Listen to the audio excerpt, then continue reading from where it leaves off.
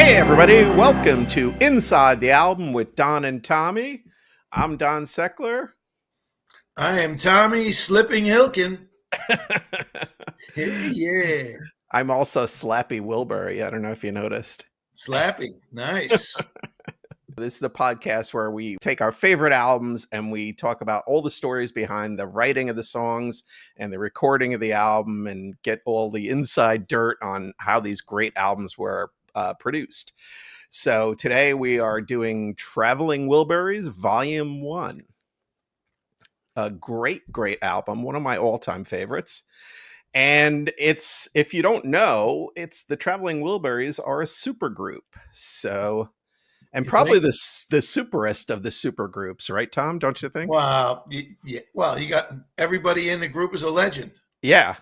So, I mean, you just start off, you've got George Harrison, Bob Dylan, Right. Roy Orbison. Yeah. I mean, just insanely all-time talent there. Crazy. Tom Petty, another Yeah. legendary singer, and Jeff Lynne, who's probably the I guess the least of the Wilburys in terms of, other success, but Yeah. still a phenomenal musician and producer. And Producer. That's what he yeah, did a lot of. Yep. and he'd worked with a lot of different bands over the years.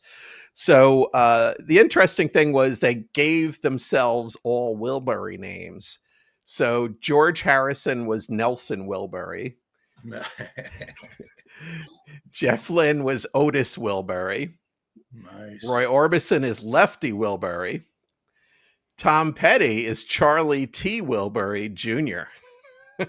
There you go. And then Bob Dylan is Lucky Wilbury. So those are your Traveling Wilburys. Nice.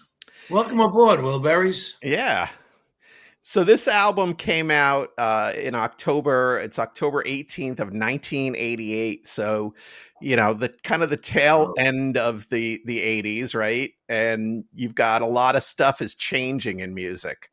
So you've got Green by REM was out that year, which is another really good album. If you're into REM, you'll really enjoy that one. Mm-hmm. Same year was NWA's Straight Outta Compton. So really the beginning of gangster rap, as they used to call it, right? That the really like over the top tough guys, I'm gonna fuck you up type of stuff.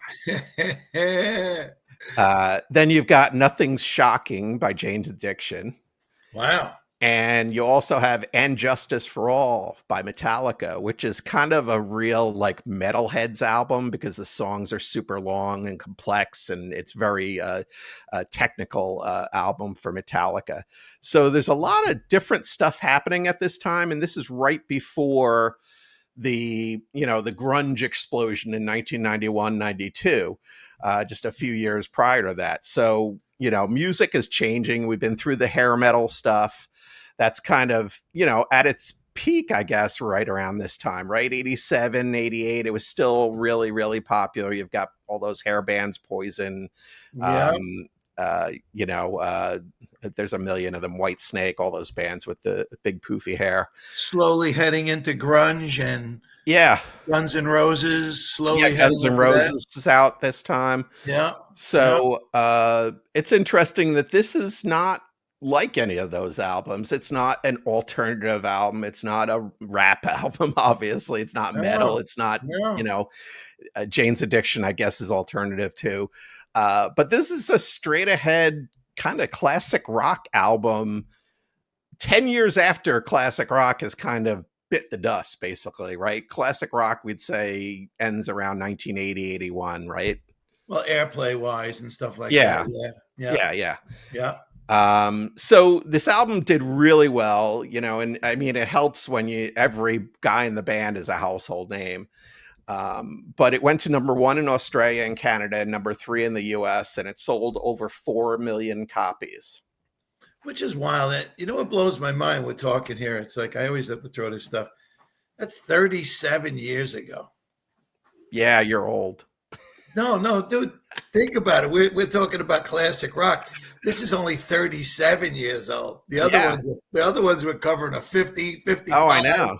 Well, that's the thing. You look back and now, like, I look at some of the bands that I liked in the '90s, and they're in their 40th year now. So Oh my God. Yeah. it's crazy. What happened? That's what happens. That's how it Spice goes. Girls, Backstreet Boys. Yeah, all those guys, they're still out there. Some of them. I don't Yeah. think Spice Girls are. Backstreet Boys might be. I know NSYNC is touring these days. Boys to Men are New out kids there. on New Kids on the Block. Yeah, Yeah. all those guys, all those pop. You know what I'm waiting for? I'm waiting for Men Without Hats. That's good. The guy who sang for them, Colin, I forget his last name. He used to play up here in Byram. He played at Salt a couple times. Ah, that's wild. Yeah, so he's still out there on the road. I see him playing in theaters and stuff. So you can go do a little men at work. There Come you from go. the land down under. Men at work. Give me a Vegemite sandwich. Yeah, there you go. I had to look that up years ago to find out what a Vegemite sandwich was. Yeah, the old But I digress. Australian peanut butter. There you go. So we take a look at the album cover here, and it's a picture of the guys in the band with the Traveling Wilburys logo. Kind of looks postcardish. It's Yeah. them on a piece of paper that's cut out from the background. It's okay. It's not, I like it. I don't hate it. I just don't think it's very special. Mm. Any thoughts on that? No. My thoughts, plain and simple, is the fact that these guys didn't even know they were getting together. Yeah. It's I did some research because I listened to the whole album today, which was tremendous. Good. To listen to it, and Yeah. it was all about George asked them to help him finish a couple songs for an album. Yeah. And they got together and they hung out. Yeah. And come on, then you're like, well, this is great. So in April of '88, George Harrison, he was in LA overseeing filming of something called Checking Out, which I'm not sure if that's a movie or show or what. Okay. But Warner Brothers, the record company, had asked George for a new song to serve as a B-side for his European release of his third single from Cloud 9 called This Is Love. So, I don't know if people recall that, but George Harrison had a pretty popular album out at this time called Cloud 9 that did really well as well. Oh, yeah. So he was having a meal with Jeff Lynne and Roy Orbison, and George asked Jeff Lynne to help him record that track. This is what you're talking about. Yeah. And they invited Orbison just to, come over and attend the session. So they actually were going to go ahead and do this at Bob Dylan's garage studio in Malibu, since no professional studios were available on such short notice. So they went to Bob Dylan's house to record this. And then Tom Petty got involved when Harrison went to go to Petty's house to get a guitar back that he had lent to Tom Petty. And he invited Tom Petty to it. So he's just like, these are the guys he knows. Right. When you think about it, no matter what the industry you're in, right, you'll get to know, like me, Sure. In the entertainment world, I know hundreds of people who I could connect with and do business right. with. So it's the same thing, right? But they're all rock stars. It's Bob fucking Dylan. Dude, and you know what? I would have liked to have been a fly on the wall, right? My God. Just the level of songwriting talent in this group is insane. God, I would really love to know what it was like to hang with Dylan. I really do. I wonder what it was like, because from what we see, he's that introvert, quiet, leave me alone kind of guy. I wonder what it was like hanging with him. Did you watch the Bob Dylan movie? Yeah. Okay. I think that was softened up a lot. Right. The stories I've heard about him was that he was a bit of a dick back in the day. Yeah. Oh, yeah. Like a really colossal dick. Hard ass, yeah. Yeah. But who knows? This is all stories that people tell years later, and who knows if it's all true. And listen, I don't want a bad review on YouTube from Bob Dylan, okay? So I hope not. Yes, I apologize, Mr. Dylan.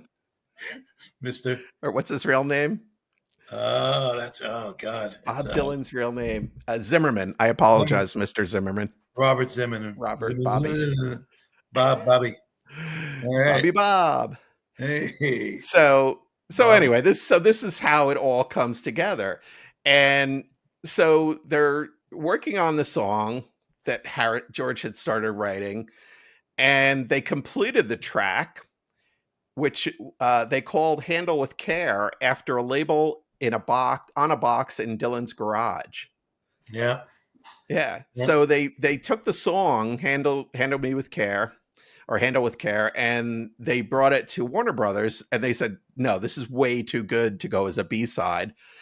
Oh wow, And so Tom Petty says that that's great. how he remembers it is that George and Jeff Lynne then decided to realize the idea of forming this band called the Wilburys, and they first invited him to join before phoning Bob Dylan, who that night agreed also. So that night they all get together, they drive to Anaheim to go watch Roy Orbison perform at the Celebrity Theater, and then they recruited him for the group shortly after or shortly before he went on stage. It's amazing. And I'd like to know who had Bob Dylan's phone number. That's the best. Still fascinates me. Yeah, yeah, it's crazy, right? So, Yeah. well, but they're Yeah. like, it's like you said, they know each other, right? Remember Dylan was hanging around with the Beatles back in the early days, Yeah. right? Well, So they yeah, probably were crossing paths a lot. and he played on the concert for Bangladesh. He helped out Harrison. Yeah, He did a whole set with his band. Yeah. yeah. So I think go ahead. Sorry. No, they've known each other a long time. Yeah. Yeah, I was going to say I think he really became the Beatle that was the most friendly with Dylan. You know. Yeah. Oh yeah. Absolutely. Yeah. So, one other interesting thing about this, it's the only Wilburys album to feature Roy Orbison. And it's the final album to feature Roy Orbison that was released during his lifetime. He died suddenly of a heart attack less than 2 months after the release of the Traveling Wilburys album. And then they continued as a 4-piece after his death for, I think, just one more album, right? Yeah, unbelievable. The documentary about it, it's like he just traveled and he died. It just happened. Yeah, crazy, right? And he wasn't even that old. He looked a lot older, I think, than he was. Wasn't he like just 60 or something? No, I think he was 52. Oh, 52. That's what it was. You're right. Yeah. And I was like, wow, he looks so much older for 52. I think when he was 18, he looked old. The way the dark hair, the glasses. Yep. Yeah. Dude. I'm just gonna throw it in there. If you didn't see the documentary Black and White, make sure you watch it. Is that about this, or is that about Roy Orbison? It's about Roy Orbison. Okay. It's a night that he did called Black. They recorded it in black and white. Oh, I've seen pieces of that. The guy's voice, Costello. His voice is so good, so insane. What a songwriter! Yeah. All right. So let's kick it off. We'll start with the intro, or the first song, the opening track, as they say. And this is the one we just talked about. It's "Handle with Care." Oh,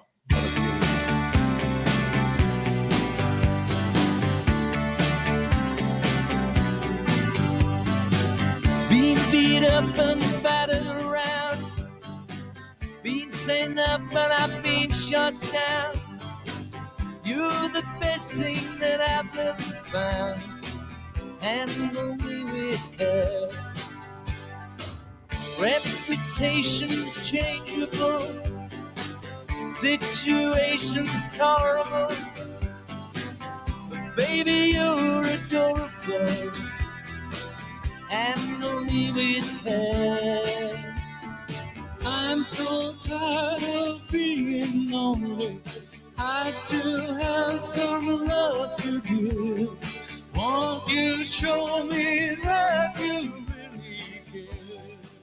And so that part right there is, I want to just pause this for a second.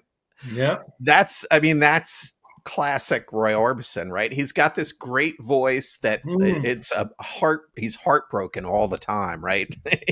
he's crying. Right.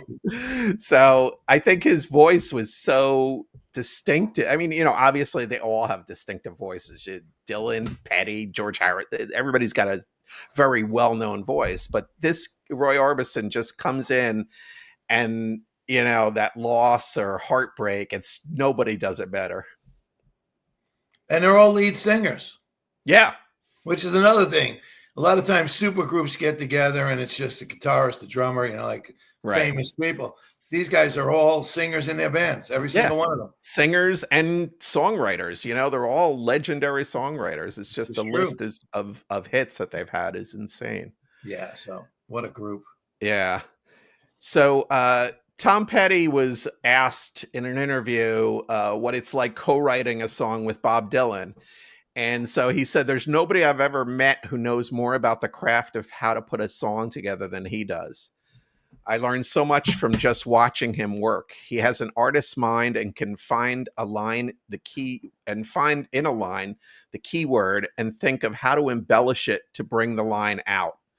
So Tom Petty said he had never written more words than he needed, but he tended to write lots and lots of verses. And then he'd say, this verse is better than that, or this line is better than that one.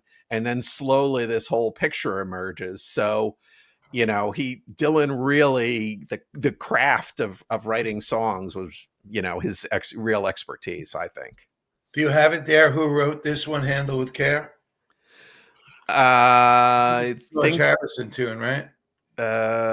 It was kind of everybody, I think. Yeah. Oh, I get it. Yeah, I understand. I don't know who's credited with it. Yeah, I'd have to look on the album. I think it might be credited with all of them because they kind of worked it all out together, Yeah, sure. I got you. Here's something that's interesting. Mike Campbell from the Heartbreakers was originally asked to play the guitar part on Handle with Care that George eventually performed. He said they didn't have the slide intro. He set up his amp and Tom, Jeff, and George are there. I'm trying my best, but I thought, oh my God, I'm playing guitar in front of a Beatle. He said he played pretty good. Wow. He said, I really think George would be so much better on this and his fill would be much sweeter. So George Harrison actually used Mike Campbell's guitar and amp, and he did that part that is on the record. Wow. Interesting what happens when you're around these guys. Oh, that's unbelievable. Yeah, right. You know what? I just checked it out. It said, every one of them, every song was a collaboration. I think most of them were. There's a couple that you could tell are like there's one or two that are just Dylan songs, so you can tell from the way they're written, and we'll talk about those. Cool. Yeah. All right. Let's move on to track number 2. This one is called Dirty World.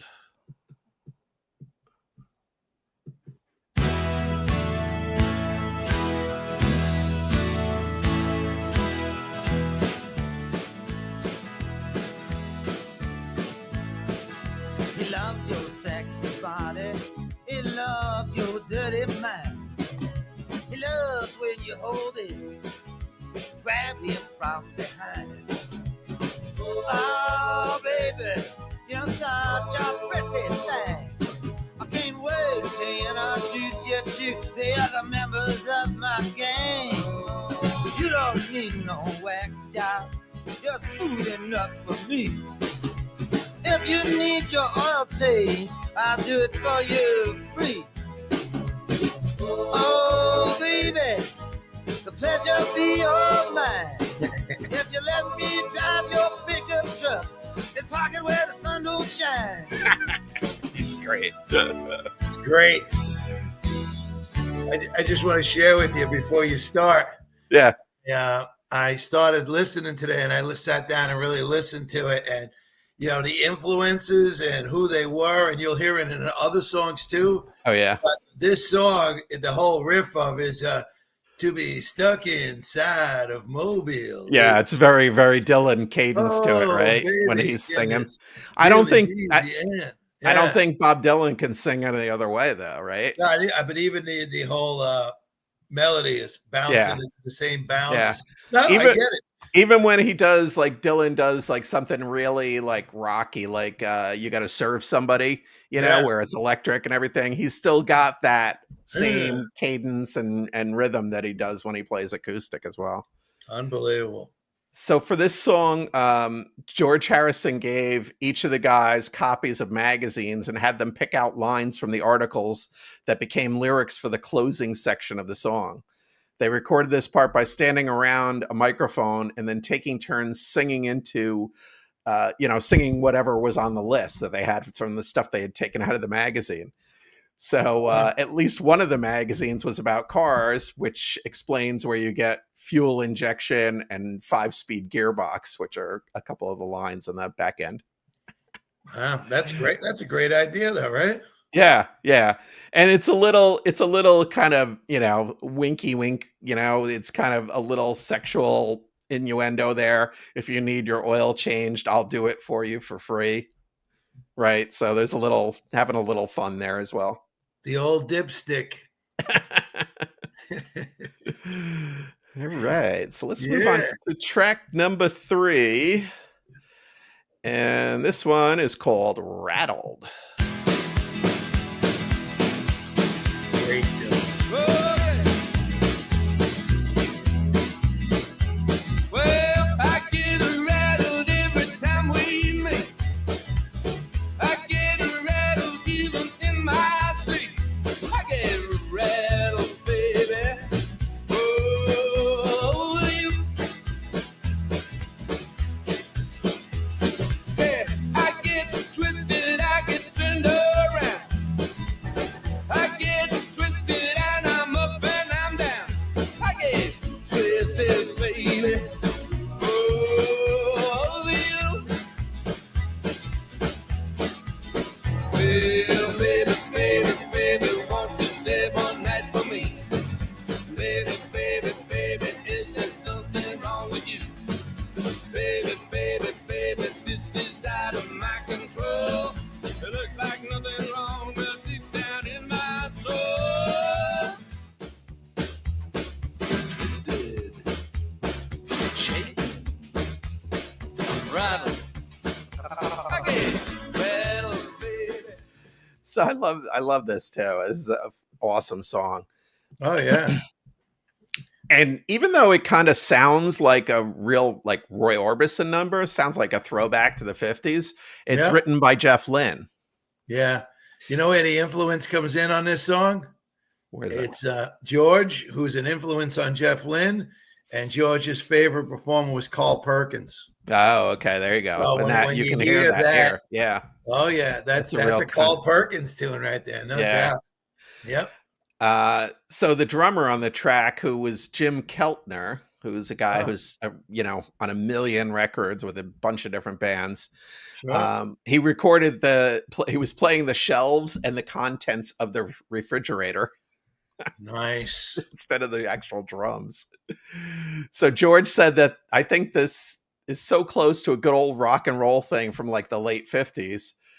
But he says, he thinks that it's the guitars, the acoustics, and the refrigerator. So he said, it's a great new sound, folks. It's happening. He said it was a little rough because when they recorded it, but like most basic rock and roll records, it just came out great. Wow, man. Jim Keltner played with everybody. Yeah. Yeah. Literally. Pretty much. Yeah. Yeah. They must have really liked him. I mean, yeah, he's around. Oh, man. Crazy. All right. So let's pop over to the next track. This one is track number 4, and this is called Last Night. What a tune. Sounds like he's playing the refrigerator again.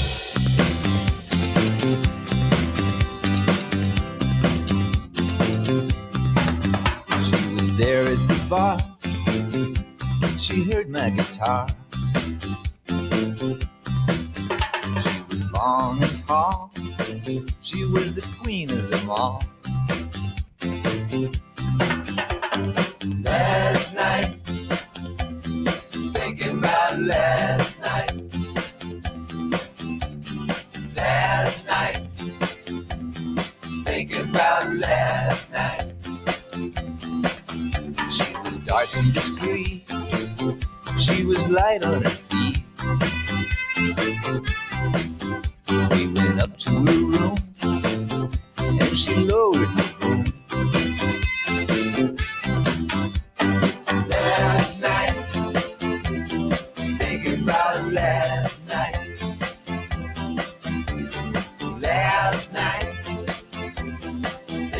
out last night. Down below, they danced and sang in the street, while up above the walls was steaming with heat.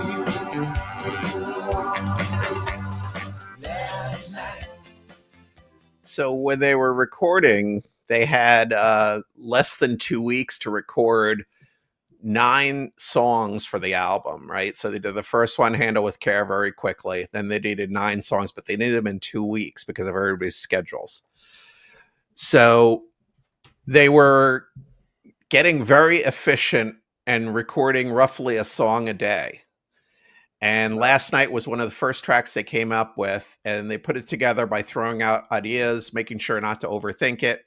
And where you really hear that is in the lyrics. You know, it's very simple rhymes, like she was there at the bar, she heard my guitar, right? Yep. So they're just, you know, I think for the sake of expediency, they, you know, maybe some of the lyrics aren't like legendary, like you would say, expect from like a Bob Dylan or George Harrison. Hey, we went to my room. She lowered the boom. Yeah.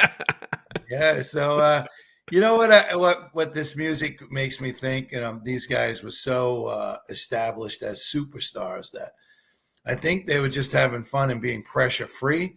They might have had to get the songs done, but it wasn't corporate pressure. Right. It was kind of just like their own pressure. Yeah. No, it was because of their schedules. Like they were all so active at this time, right? All these guys were releasing albums and going on tour and everything.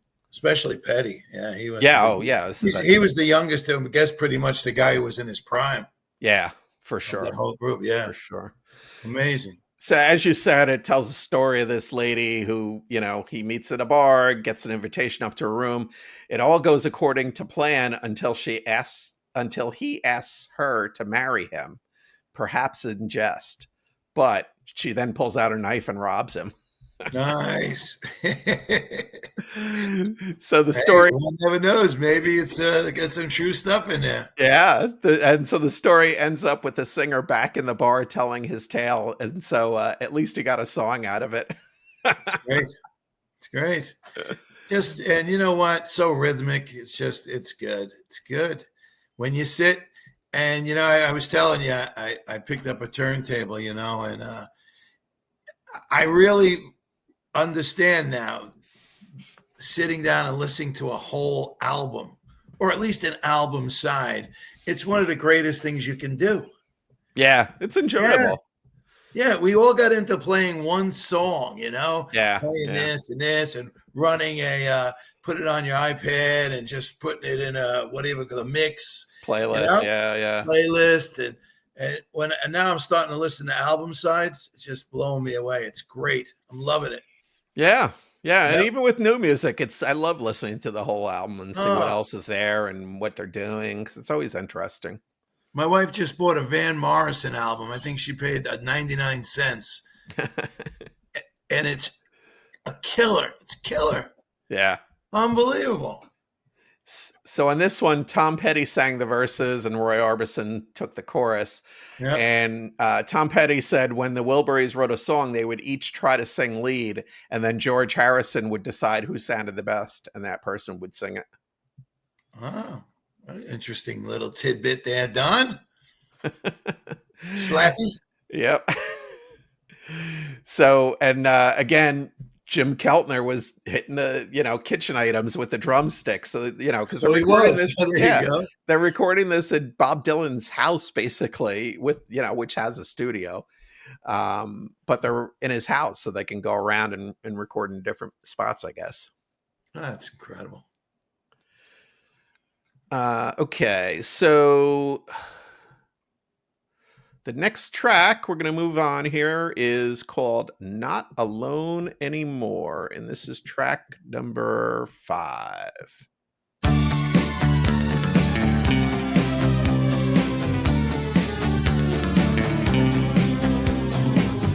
You always said that I'd be back again,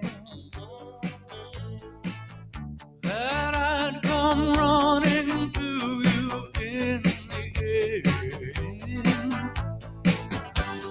I thought that you were on your own,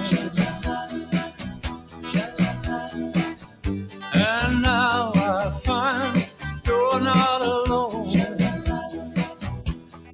Not alone. I'll see you through the rain. Not alone. Through the heartache and pain. Not alone. It hurts like never before. You're not alone anymore.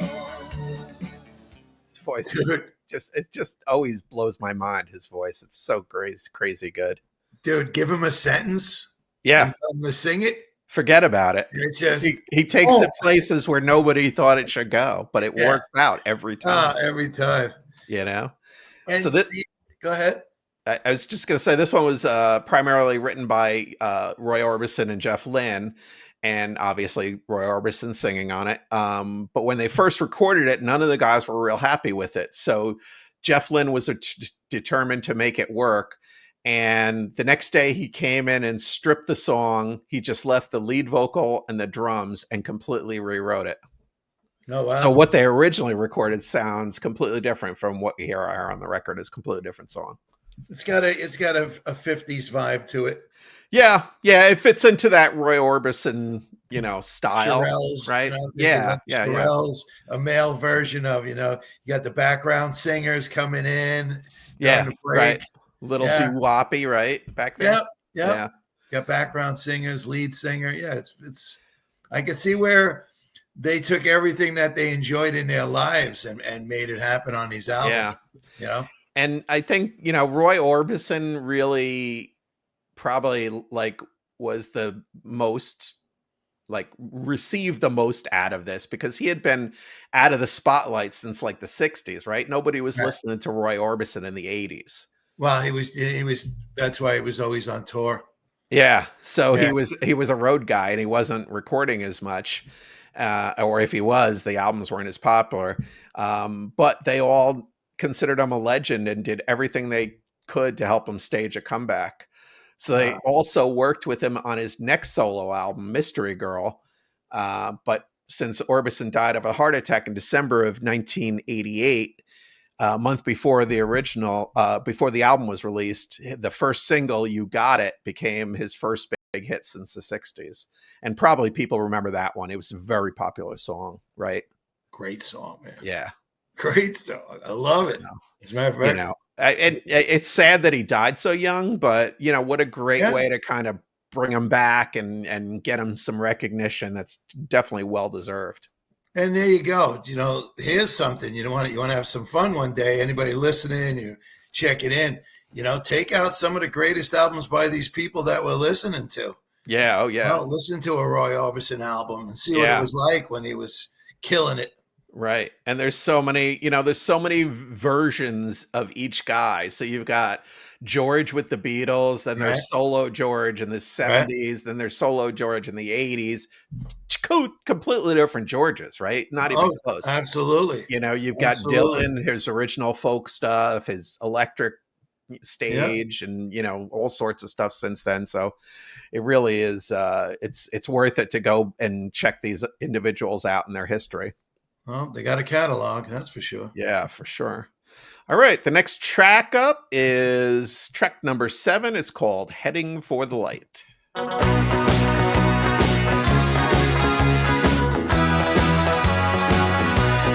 wandered around with nothing more than time on my hand. I was lost in the night with no sight of you. And at times it was so blue and lonely, heading for the light. Close to the edge, hanging by my fingernails. I roll and I tumble through the roses on the thorns, and I couldn't see the sun that warmed me, heading for the light. I didn't see that big black cloud hanging over me. And when the rain came down, I was kneeling down. I didn't know what place I was in.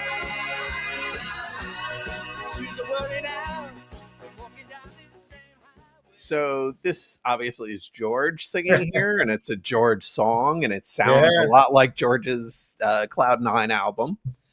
Yeah. So you know what song is? Do you know the song? I want to tell you. Yeah. Yeah, Beatles tune. It's got the same riff throughout. Yep. Yeah, right, exactly. So everybody played on this, but George is singing, and it was produced by Jeff Lynne, who produced George's album Cloud 9 as well.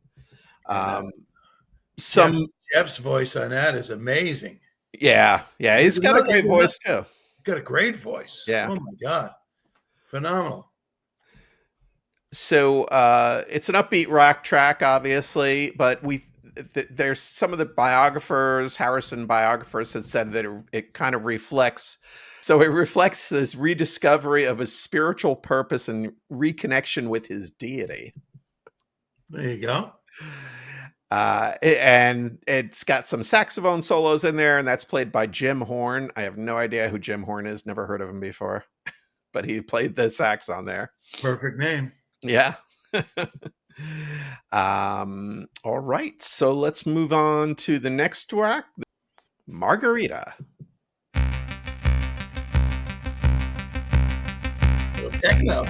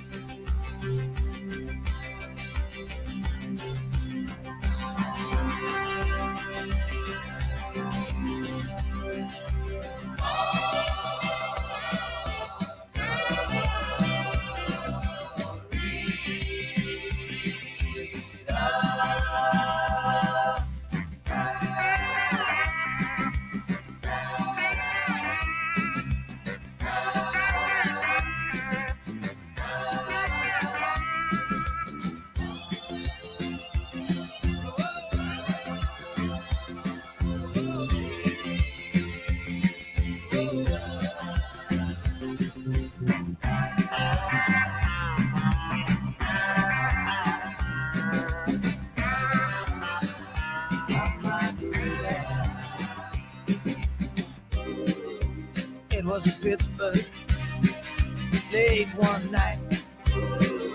I lost my hat, got into a fight. I rolled and tumbled till I saw the light. Went to the Big Apple, took a bite. So this one, it's a little weird at the beginning, right? And then it changes kind of into a Wilbury song. It seemed, like you said, techno is a little funky up front, right? Yeah. Then it went, and actually a couple of times through in the beginning had a little Bo Diddley beat to it. There's a little bit of that, and it's so it was written primarily by Tom Petty with vocals by Dylan Petty and Jeff Lynne.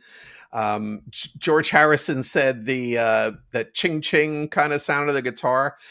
He said it took him back to his roots. It's skiffle, which is the old, back from the 50s, I guess, right? 50s, 60s. Right. Yeah. And it was like with a stand up bass and a guy with a guitar and the drums, and it was all. So, George said he was trying to think of a song that would feel a bit like a Bob Dylan song. So he got on a D chord and just stuck with it. And, the whole song is very simple. Yeah.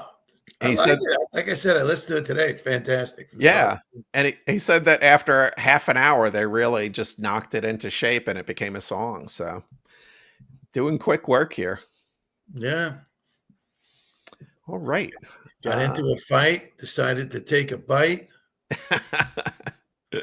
Quick work. Yeah, simple rhymes, right? Yeah. Let's move on to the next track. It's number 9. It's Tweeter and the Monkey Band.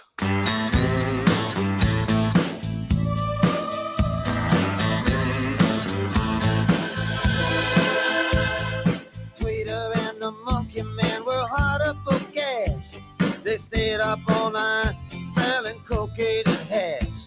To an undercover cop who had a sister named Jan. For reasons unexplained, she loved the monkey man. Tweeter was a Boy Scout before she went to Vietnam. And found out the hard way, nobody gives a damn. They knew that they'd find freedom just across the Jersey line. So they hopped into a stolen car, took Highway 99. And the walls came down all the way to hell. Never saw them when they're standing, never saw them when they fell. The undercover cop never liked the monkey man. Even back in childhood, he wanted to see him in the can. Jan got married at 14 to a racketeer named Bill. She made secret calls to the monkey man from a mansion on the hill. It was out on Thunder Road, Tweeter at the wheel. They crashed into paradise, they could hear them tires squeal. The undercover cop pulled up and said, every one of you's a liar. If you don't surrender now, it's gonna go down to the wire. And the walls came down. So this obviously is a Bob Dylan song, right? Yeah. You can tell.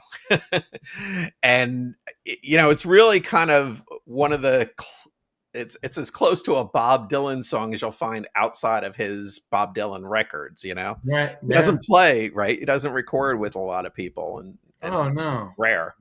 Very rare. So it was credited to all 5 group members, but it was mostly written by Dylan and Tom Petty.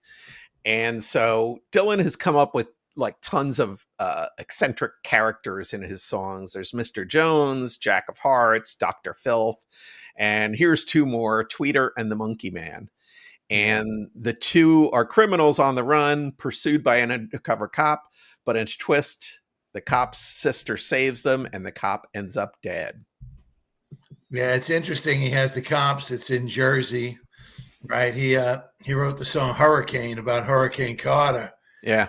About the police and everything. In Patterson, you're guilty, you know, just for being black. Right. It was, that was a big, heavy hit for him. Yeah. Too. So, yeah, obviously he's got his thoughts about the police in New Jersey. Yeah. Well, and he was in New York and New Jersey for a while at the beginning of his career. Oh, sure. If you saw the movie, you saw him visiting Woody Guthrie, and Pete Seeger was there. Sure. That was pretty cool, right? That was great. I really enjoyed that. Yeah, when they gave him the harmonica. And you know, when they filmed the Newport Jazz Festival scenes, that was shot in Cape May, New Jersey. Oh, wow. We're watching a movie and my wife goes, "Hey, that's Cape May." She actually spotted the building, like one of the buildings or the hotels or something. And she's like, "Oh, I know where that is." And if you've never been to Cape May, listeners, yeah, it's a place to be. Great town at the Jersey Shore. You know what I was thinking, Don? You know, obviously they never toured, but how great would it have been to hear these couple of albums? Oh, it would have been insane. Yeah. And not only that, think about this, right? Not only do you get the Wilburys, but they each get to do like one of their songs.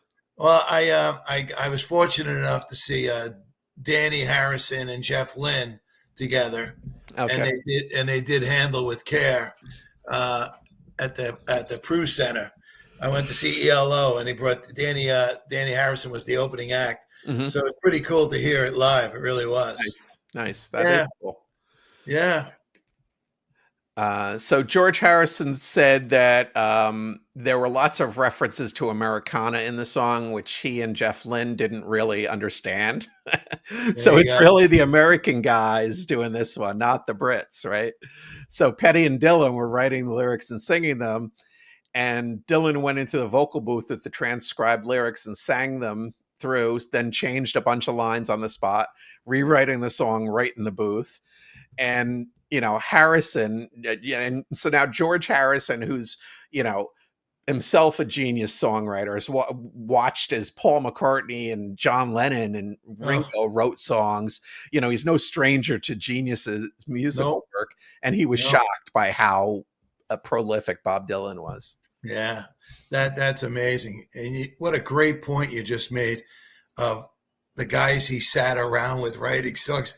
Yeah. the best in the world Of ever. all time. Yeah. Of all time. Yeah. Well, Without a doubt. I actually, it just gave you like goosebumps thinking about that. Yeah. George Harrison sitting in with Lennon and McCartney throwing ideas around, then sitting around with Dylan Petty and Roy Orbison and just throwing ideas around. Yeah. It's crazy, right? Wow, that's beautiful. It really is.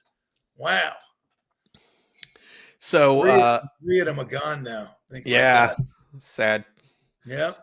The chorus part where they say, and the walls came down, started out as a verse lyric that Dylan wrote but didn't like and didn't use. George Harrison and Jeff Lynne remembered it and then suggested they put it in there. I think it really makes the song, that chorus, you know? Oh, I love it. Yeah. Yeah. It does add to it. And according to Tom Petty, Dylan wanted to write a song that was set in New Jersey and fill it with references to Bruce Springsteen. He said, we weren't trying to mock anybody. He just meant it as praise. So, you know, he had respect for Springsteen, and Springsteen at this time had, you know, become a superstar, really, after Born in the USA, right? Yeah, but I remember something about him wanting to write this Springsteen-like. Yep. Yeah. Yeah. And he did a fine job. Yeah. No, it's a great song. Classic. Bruce should cover it. That would be hilarious. All right. So we're at the end of the line here, and track number 10 is The End of the Line. What a hit. So good.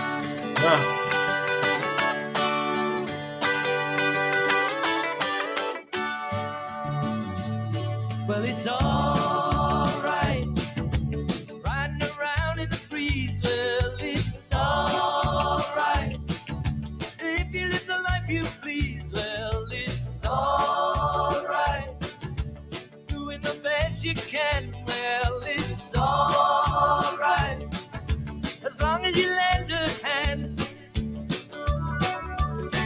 You can sit around and wait for the phone to ring, waiting for someone to tell you everything. Sit around and wonder what tomorrow will bring. Maybe a diamond ring. Well, it's all right. Even if they say you're wrong, well, it's all right. Sometimes you gotta be strong. Well, it's all right. So the thing I think about when I hear this, and just, you know, kind of in this frame of reference where we're talking about Bob Dylan and George Harrison, all these great songwriters, sometimes the simplest songs, you know, are just so good, right? It's so catchy, so simple. There's nothing complicated happening here. It's just an amazingly good, tight song. When you and I first started doing this, the phrase I always used all the time was, it's rock and roll. And rock and roll was meant to be simple, fun, rock and roll. I say it all the time to Cheryl. I love the simplest of songs. They're usually the greatest songs you're ever going to hear.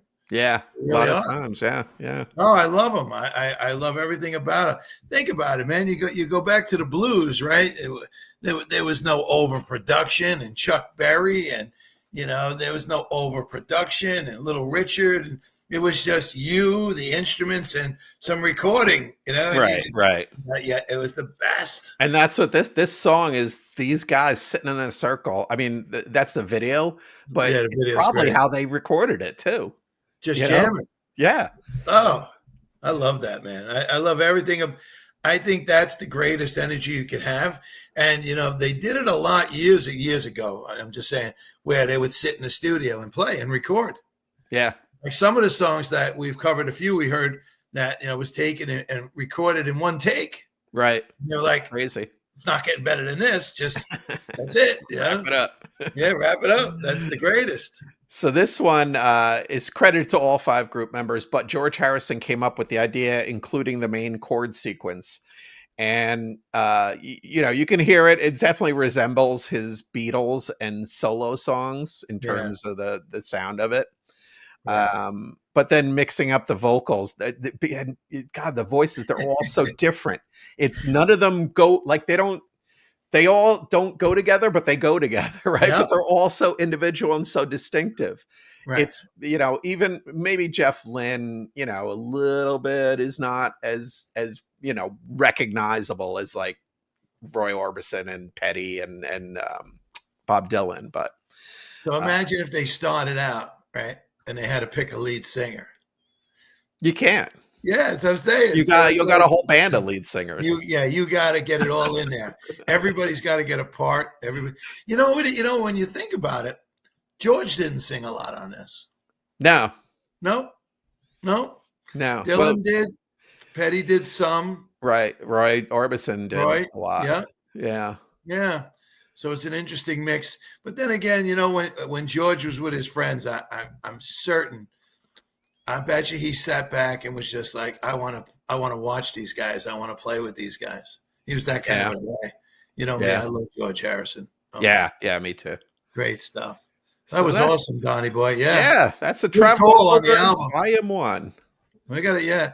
And did you know there was no Volume 2, but there was a Volume 3? I did know that. The second album is Volume 3, and it was done without Roy Orbison, who unfortunately had passed away. So. All right, I can't wait. Some great songs on that one too. I can't wait to see what's next. What's on the agenda? Have you given it any thought yet? I got a list somewhere, so it'll be something. It'll be a surprise. It'll be a surprise to everybody. Yeah, but good being with you, man. That was awesome. Yeah. Good. All right. Thanks for everybody for listening and watching and liking and sharing. And, check us out. We're on Apple Podcasts, Spotify, YouTube. If you like to see our beautiful, sexy faces. I expect to be back to being number 1 in the Philippines next month, folks. Let's work on it. Yeah, please. Please share with any Philippine friends you have, Filipinos. Or over a spring roll. Yes. All right. Thanks, everybody. We'll see you next time on Inside the Album.